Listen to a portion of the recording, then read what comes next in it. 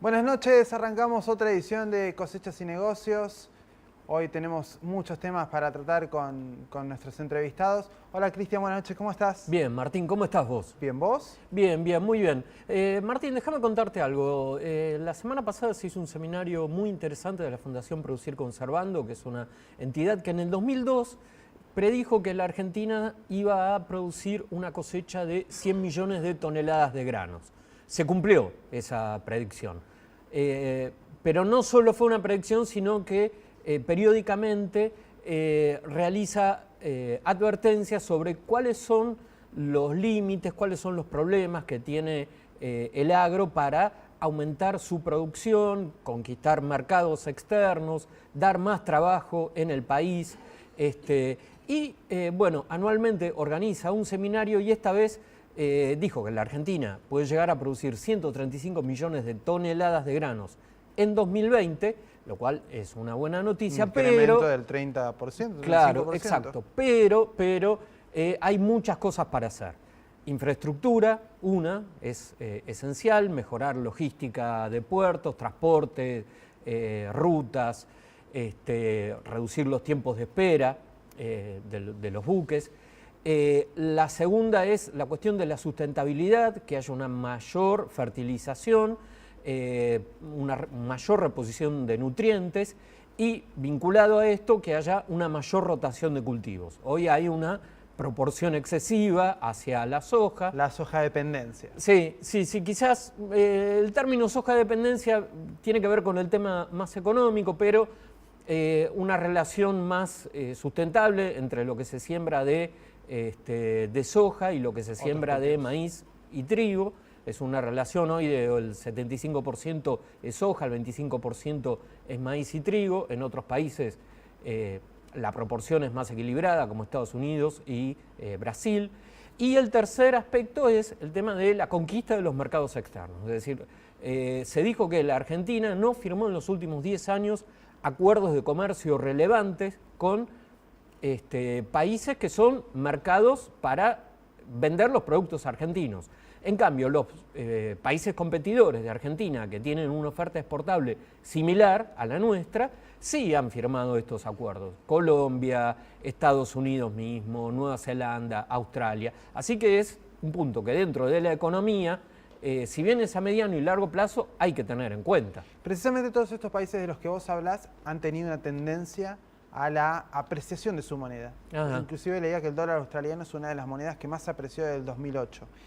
Las economías latinoamericanas, Chile, Brasil, Perú, Colombia, también tienen una apreciación de su moneda. Sus monedas son más fuertes frente al dólar. En la Argentina estamos en la paradoja exactamente inversa. La depreciación de la moneda de una forma increíble. O sea, el peso débil. El peso muy débil, el peso superando los 9. O sea, para conseguir un dólar hay que ir al mercado paralelo, que es ilegal, y pagar más de 9 pesos. Con una brecha del 80% con respecto al dólar oficial. Una brecha que ahora vamos a hablar con Nicolás Duhamne, que es nuestro entrevistado del día de la fecha, economista, que nos va a decir si hay registros de una brecha tan alta en Argentina. Bueno, hubo en otro momento dólar comercial, dólar paralelo. Ahora nos estamos dando con una situación de una disparidad muy importante y generalmente que la cotización del dólar oficial y la del paralelo sea tan amplia, la diferencia trae efectos sobre la economía. Muchas veces desde el gobierno se trata de relativizar el valor del dólar paralelo diciendo, bueno, es un mercado marginal. Bueno, ahora vamos a preguntarle a Nicolás si es tan marginal, qué efectos va a traer esto sobre inflación, sobre crecimiento.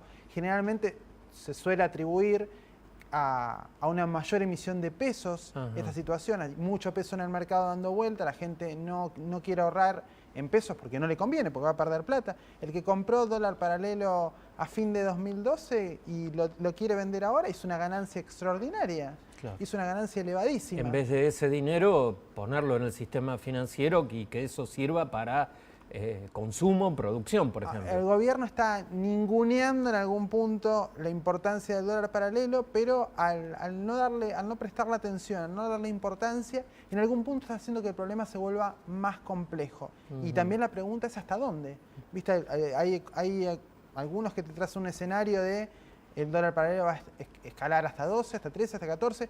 Quizás suena un dislate, suena muy disparatado. Se habla del dólar Messi a 10. A 10, es una cosa cuesta procesarla. Pero bueno, vamos a hablar un poco con Nicolás Duhovne al respecto para que él nos dé su punto de vista. Y bueno, cómo esto afecta a otras variables, inflación, producción, estimaciones de crecimiento, la mayoría de los economistas las vienen corrigiendo. Bueno, vamos a ver ahora qué nos dice Nicolás al respecto. Así que vamos al primer corte y después de la pausa ya estamos entrevistando a Nicolás Duhovne. Estamos en Cosechas y Negocios, vamos a hablar con Nicolás Duhovne. Hola Nicolás, buenas noches, ¿cómo estás? ¿Qué tal? Buenas noches, gracias por la invitación. ¿Cómo estás, Nicolás? Nicolás, ¿cuán grave es la escalada del dólar paralelo? Yo creo que es grave porque en el esquema cambiario que viene manejando la Argentina desde hace 1 año y medio, desde la implantación de las restricciones, el tipo de cambio paralelo, cuando escala, genera un montón de costos, pero muy pocos beneficios. Es decir, cuando la moneda de un país se deprecia, eso en general tiene costos y beneficios. El beneficio es que el sector que exporta o el que compite con las importaciones puede mejorar su rentabilidad, el empleo y ayudar al crecimiento de la economía. El costo de eso es una mayor inflación. En la Argentina, al tener el tipo de cambio desdoblado, seguimos teniendo un peso que está muy caro contra el dólar para producir empleo, para generar rentabilidad que se distribuya a lo largo de la economía, y tenemos un tipo de cambio muy depreciado en el paralelo que nos da un montón de los costos que en general generan los tipos de cambio depreciados sin la contrapartida de los beneficios. Entonces es un problema que además trae aparejados otros problemas. Se empiezan a subfacturar las exportaciones, a sobrefacturar las importaciones, se empiezan a generar un montón de mecanismos típicos de las economías con distorsiones, de arbitrajes, de la gente viajando a países limítrofes para sacar dinero con la tarjeta, y empezamos a prestar atención a todas esas cosas que deberían ser una parte marginal de nuestras vidas, y en el caso de las empresas, se empieza a prestar un montón de atención a todas estas cuestiones cuando la atención debería estar en producir más, en ganar más dinero, en generar más puestos de trabajo.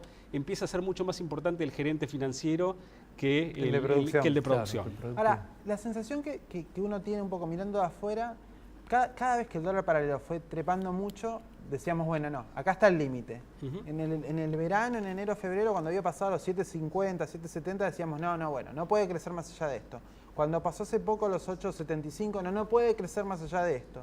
Ahora nos encontramos con un dólar paralelo por arriba de los 9 pesos y la pregunta que todo el mundo se hace es, ¿hay un techo? ¿O se puede predecir ese techo? ¿Es inmanejable?